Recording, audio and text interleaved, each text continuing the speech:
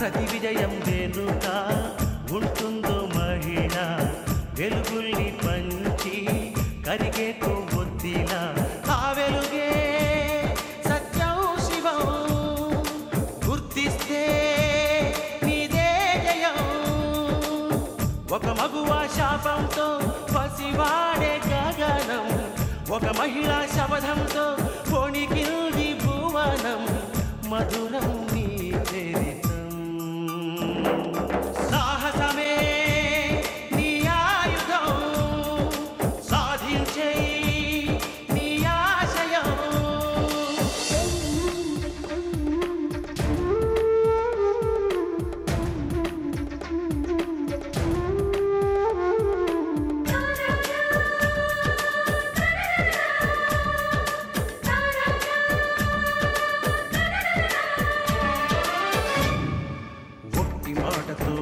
నాటికి రాదు రాదు జయము చిత్తశుద్ధితో చెమట ఓర్చితే అందదా విజయము పిడుగు రాలిన అడుగు ముందుకు వేయుటే ధైర్యము మనసు చూపిన మార్గం మొదలక సాగని పయనము అంతులేనిది నీ సహనము సాటి లేనిది నీ త్యాగము బతుకు బాటలో ఎన్ని వెతుకులాటలో మలుపు మలుపునా ఎన్ని ఆటుపోటులో గెలుపే నీ ధ్యేయం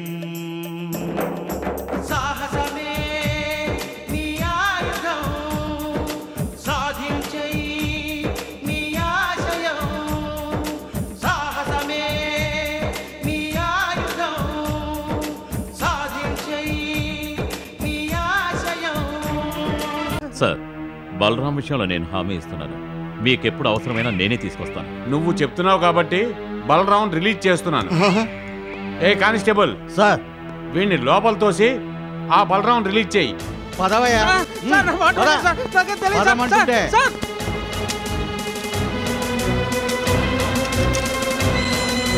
నువ్వు వెళ్ళరా. బలరాం, నన్ను లోపలికి తోసేసి నువ్వు బయటకు వెళ్ళిపోతావా? నువ్వు నీ కూతురు కలిసి హైటెక్ డ్రామా ఆడి నన్ను లోపలికి తోస్తారా? నేను బయటకు వచ్చి మీ ఇద్దరంతూ చూడకపోతే నా పేరు సింగపూర్ బంగారు బాబే కాదు. All the best. All the best. నువ్వు వెళ్ళ.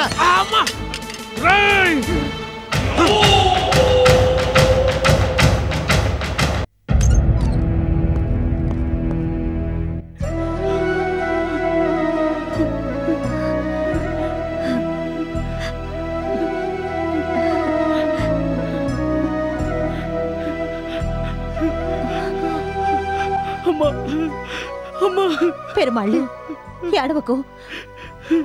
ఏడ్చి ఉపయోగం ఏముంది చెప్పు. నేను ఇలా చూడలేకపోతున్నానమ్మా. పెరుమాళ్ళు, ఏది మన చేతుల్లో లేదు. అన్నీ ఉండి అందరం ఉండి కూడా ఎవరూ లేనట్టు ఏకాకిగా అజ్ఞాతవాసం చేస్తున్నాడు మా అన్నయ్య. తలరాత కాకపోతే ఏమిటి, ఖైదీగానైనా నన్ను చూస్తున్నందుకు సంతోషించు. నువ్వు కన్నీళ్లు పెట్టినా మావయ్యని చూడలేవుగా. ఇందు, బావున్నావమ్మా? మీరెలా ఉన్నారు? బయట ప్రపంచానికి దూరంగా 4 గోడల మధ్య జీవితాన్ని గడుపుతున్నానమ్మా. మీ భవిష్యత్తు గురించి ఎన్నో ఆశలు పెట్టుకుని బతుకుతున్నాను. అమ్మా, దొంగ నోట్ల కేసులో నాన్న అరెస్ట్ అయ్యాడు. మావయ్యకేం తెలీదత్తయ్యా. ఆ బంగారు బాబు వల్లే అనవసరంగా ఇరుక్కున్నారు. ఇప్పుడు విడుదలయ్యాడనుకో. ఛ, ఏమైనా ఈ జన్మకి మీ నాన్న మారరు పెరుమాళ్ళు. ఆ సంగతి వదిలేమ్మా. అమ్మా, నేను రైస్ మిల్ తీసుకున్నానమ్మా. అత్తయ్య డబ్బు సహాయం చేశారు. అలాగా? అవునమ్మా, కొత్తగా రైస్ మిల్ నడపబోతున్నాను. నీ ఆశీర్వాదం తీసుకోవాలని వచ్చాను. మమ్మల్ని ఆశీర్వదించమ్మా. నేను బతికున్నా లేకపోయినా నా ఆశీస్సులు నీకెప్పుడూ ఉంటాయి పెరుమాళ్ళు. ఇందు మనందరికన్నా ఎంతో తెలివైంది. ఇందు నీ భార్య కావడం నీ అదృష్టం పెరుమాళ్ళు. ప్రతి విషయం హిందూతో సంప్రదించి ఇందు చెప్పినట్టే చేస్తూ ఉండు. అలాగేనమ్మా. చూడు పెరుమాళ్ళు, ఒక్క విషయం మాత్రం గుర్తుపెట్టుకో. అబద్ధం ఆడరాదు, సత్యమునే పలుకవలేను, దొంగతనము చేయరాదు, పరుల సొమ్ము ఆశించరాదు అని నేను నీకు చెప్పిన మాటల్ని ఎట్టి పరిస్థితుల్లోనూ జవదాటకూడదు. అమ్మా, టైం అయిందిరా అమ్మా. అమ్మా ఇందు, మీ ఆయన రైసు మిల్లు నడపబోతున్నాడు. వెనుక నుండి చూసుకోవలసింది నువ్వేనమ్మా. అలాగే అత్తయ్య. వస్తాను.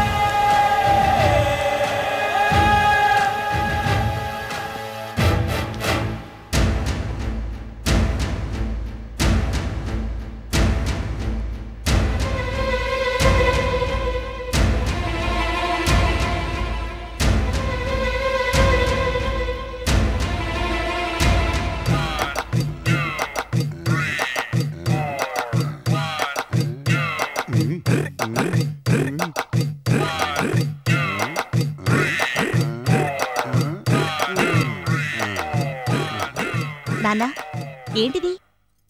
2 రోజులు జైల్లో ఉండి వచ్చాను కదమ్మా, అలవాట్లో పొరపాటు. అమ్మ సీత, దొంగ నోట్ల వ్యవహారంలో ఇరుక్కున్న వాళ్లలో 199 మంది జైలు పాలవుతారు. ఆ మిగిలిన ఒక్కడికి కుష్ఠరోగం వస్తుందని చెప్పాను కదమ్మా. నేను జైలుకి వెళ్ళి రావటం అయింది. ఇప్పుడు కుష్ఠరోగం వస్తుందేమోనని భయంగా ఉందమ్మా. అన్నలారా, తమ్ముళ్ళారా, అక్కలారా, చెల్లెళ్ళారా, అమ్మలారా, నాన్నలారా, మంచివాళ్లారా, చెడ్డవాళ్లారా, దొంగ నోట్ల వ్యవహారంలో చిక్కుకుని దేశానికి చెడ్డ పేరు తేవద్దు. ఇది ఈ మండపాక బలరాం సూక్తి. నాన్నా, అమ్మా, ప్రస్తుతం నా టైం బాగున్నట్టుగా లేదమ్మా. ఏ పని మొదటినా ఎదురొస్తోంది. 1, 2 పోనీ ప్రయత్న లోపం ఉందా అంటే అది లేదు. ఎందుకమ్మా ఇలా అవుతోంది? జీవితంలో అపజయం ఎదురైనప్పుడు మనం అధైర్యపడకూడదు. ఆ అపజయానికి గల మూల కారణాలను అధ్యయనం చేయాలి. దాని బలాబలాలను తేల్చుకోవాలి. అపజయంలోని మొదటి 2 అక్షరాలు లేకుండా ఉండేందుకు ప్రయత్నించాలి. ఆ పైన జయం మనది. అలెగ్జాండర్ విధి లిఖితాన్ని సమర్థించిన, జూలియస్ సీజర్ అదృష్టానికి పెద్దపీట వేసిన, నెపోలియన్ తారాబలానికి తోరణం కట్టిన, అన్నిటికీ కారణం ఒక్కటి. అది ఆత్మవిశ్వాసం. ఆ ఆత్మవిశ్వాసం కారణంగానే ఆ 3 మూర్తులు ఇంతై అన్న రీతిలో విశ్వరూపం ధరించి విశ్వవిఖ్యాతి చెందారు. మనం విశ్వవిఖ్యాతి చెందకపోయినా మనదైన రీతిలో విశ్వరూపం చూపించాలి. విధిని, అదృష్టాన్ని, తారాబలాన్ని దేన్ని లెక్క చేయకుండా మన మీద మనకి పూర్తి నమ్మకంతో ముందుకు సాగాలి. అప్పుడు ఎవడి కోసం వరించకుండా ఉంటుంది జయం.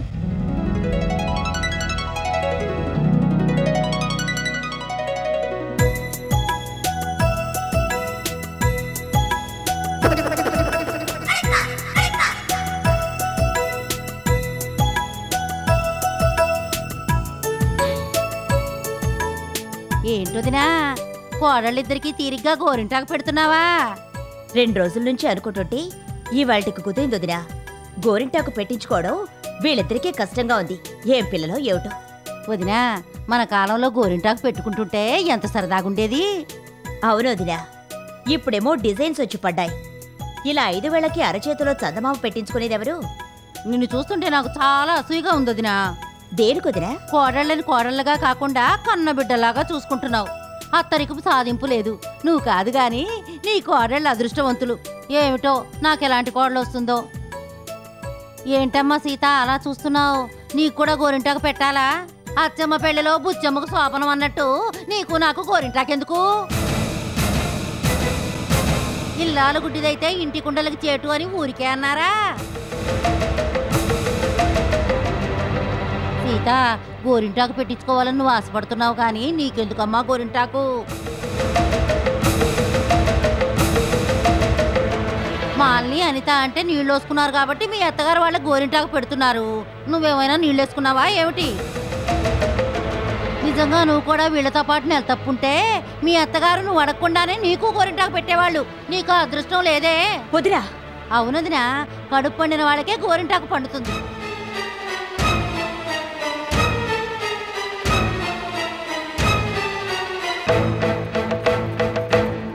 డోర్మి. దేనికి? నోర్మి. నోరు ముయ్యి అంటావేంటి? నేనేం చేశానని? అది నేను చెప్పాలా? చెప్పకపోతే ఎలా తెలుస్తుంది? అసలు నీకు బుద్ధుందామా? ఇంత వయసొచ్చి కూడా ఎక్కడ ఎలా మాట్లాడాలో తెలియకపోతే ఎలా? ఇప్పుడు నేనేమన్నానని? సీతక్కను పట్టుకొని అందరి ముందు అవమానిస్తావా? తనకి గోరింటాకు పెట్టమని అడిగినందుకు సాగ తీసుకుంటూ సామెతలు ఏకరువు పెడతావా? ఉన్నమాటే అన్నాను. ఏమిటా ఉన్నమాట? మనిషి అంత మనిషిని పట్టుకొని మొహం మీదే అలా అంటావా? సీతక్క ఏమనుకుంటుంది అన్న ఇంకిత జ్ఞానం కూడా లేకుండా నోరు చేరతావా? సీతక్క ఎవరు? ఈ ఇంటి మేనకోళ్ళు, పైగా పెద్ద కోళ్ళు. అంతేకాదు సీతక్క ఎంతో తెలివైంది. తిమ్మిని బమ్మిని, బమ్మిని తిమ్మిని చేయగల దిట్ట. తెలిసి సీతతో ఎవ్వరూ గొడవ పెట్టుకోరు. ఒకవేళ గొడవ పెట్టుకుంటే వాళ్ల పని ఇక అంతే సంగతులు. అనవసరంగా నువ్వు సీతని కదిపావు.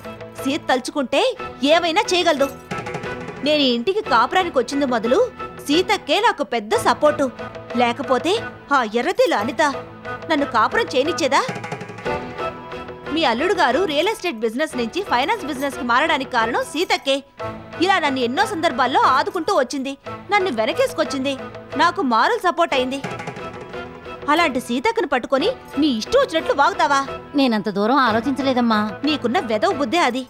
నీ కంటికి ఎవ్వరూ సుఖంగా కనిపించకూడదు. కనిపిస్తే నీ కళ్ళు కొడతాయి.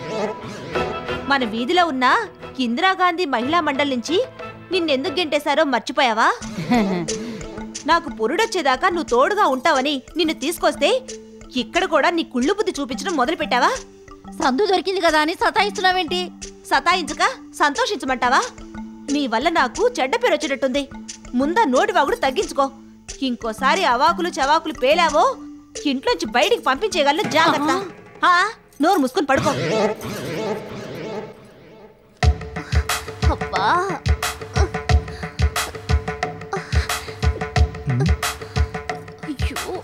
ఏంటే గోరింటాకు పెట్టుకుని కూచిపూడి ఆడుతున్నావు? ఈ మధ్యన నాకు తెలియకుండా డాన్స్ నేర్చుకుంటున్నావా? అబ్బా దురదరా దురద. కాస్త వీపుకోకు. దురద భరించలేకపోతున్నాను. సరిగ్గా చేతి గోరింటాకు పెట్టుకున్నప్పుడే రావాలా ఈ దురద? అబ్బా నువ్వు గోరింటాకు పెట్టుకోవడం కాదు గానీ నా ప్రాణానికి వచ్చింది. సరే వెనక్కి తిరుగు. అయ్యో అక్కడ కాదు, కొంచెం పైన. అక్కడ కాదు, లెఫ్ట్.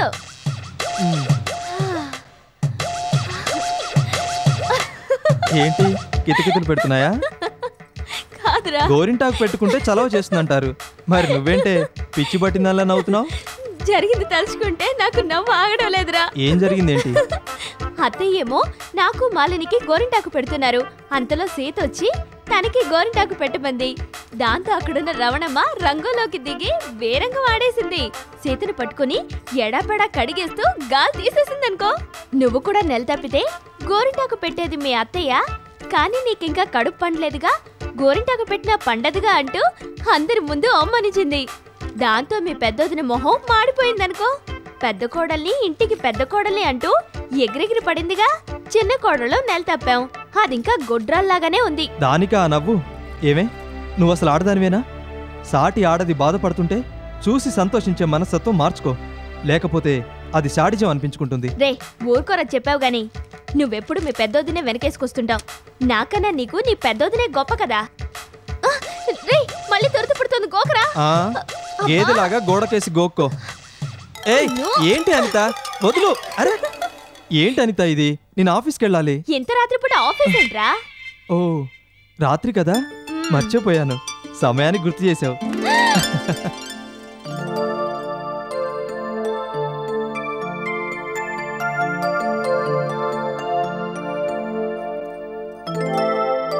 అనిత నీ చెయ్యి చూపించమ్మా. దేనికి? గోరింటాకి ఎలా పండిందో చూద్దామని.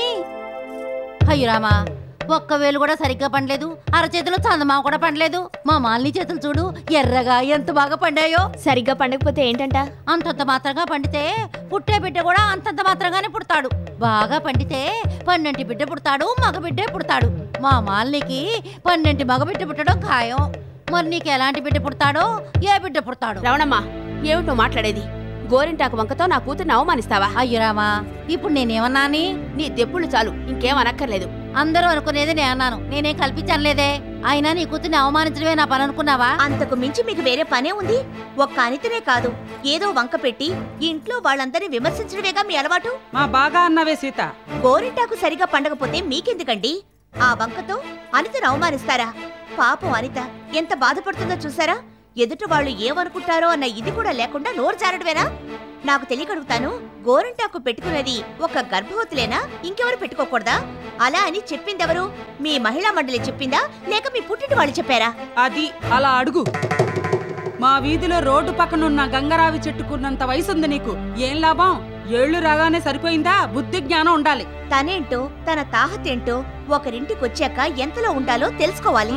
శాంతి, రాను రాను ఈ రవణమ్మకి నోటి జాడింపు ఎక్కువ అవుతుందే. నువ్వు అదుపులో పెడతావా లేదా నన్ను పెట్టమంటావా? వదిరా, తన కోపమే కాదు, తన అసూయ కూడా తనకి శత్రువు.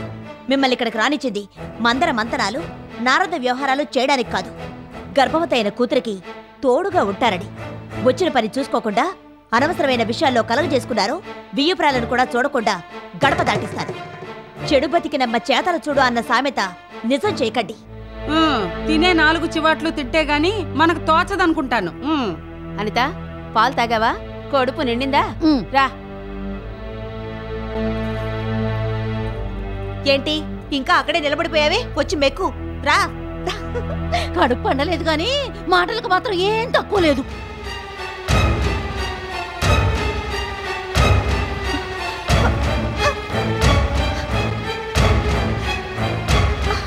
కడుపు పండలేదు గాని మాటలకు మాత్రం ఏం తక్కువ లేదు. కడుపు పండలేదు గాని మాటలకు మాత్రం ఏం తక్కువ లేదు.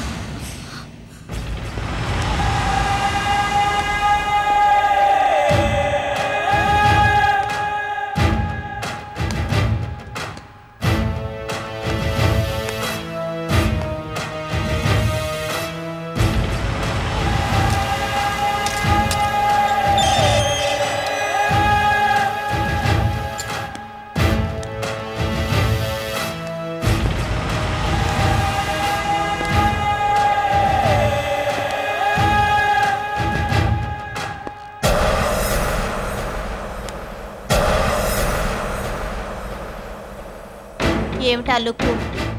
ఏమిటి అలా గుడ్లప్పగించి చూస్తున్నావు? ఇదిగో నావి నీకంటే పెద్ద కనుగుడ్లే. కన్నార్పకుండా నువ్వు నన్ను ఎందుకు చూస్తున్నావో నాకు తెలియదనుకోకు. దిక్కులేని కుక్క చావు చచ్చిన జానకి ఎలా బ్రతికిందా అని ఆశ్చర్యపోతున్నావా? తెట్టు జైలు వార్డెన్గా ఉందేమిటా అని షాక్ మీద షాక్ అయిపోతున్నావా? నేను జానకిని కాదు, జానకి చెల్లెలు ఝాన్సీని, ఝాన్సీ లక్ష్మీబాయిని. కవల పిల్లలం కాకపోయినా మా అక్కది నాది ఒకటే రూపం. నన్ను ప్రయోజకురాల్ని చేయడానికి మా అక్క కొవ్వొత్తైంది. నా బాగును ఆశిస్తూ తను మాగిపోయింది. చీకటిని కన్నిటిని తాననుభవిస్తూ వెలుగును వెన్నెల్లో నాకు మిగల్చాలనుకుంది. నా గుడి గుండెలో దేవతగా నిలిచిపోయింది. మా అక్కను చంపిన హంతకురాలిగా నువ్విక్కడ జైలు శిక్ష అనుభవిస్తున్నావు. చెయ్యని నేరానికి శిక్ష అనుభవిస్తున్నావు కదూ? లేదు, మా అక్కని నువ్వు చంపలేదు. నిజం చెప్పు, చెయ్యని నేరాన్ని నీ మీదేసుకున్నావు కదూ? చెప్పు. మీ అక్కని నేనే హత్య చేశాను.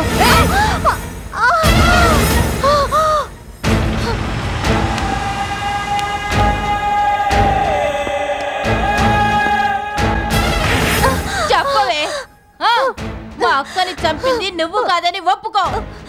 అసలు హంతకుడు ఎవరో చెప్పు. నేనే చంపానని చెప్పాను కదా.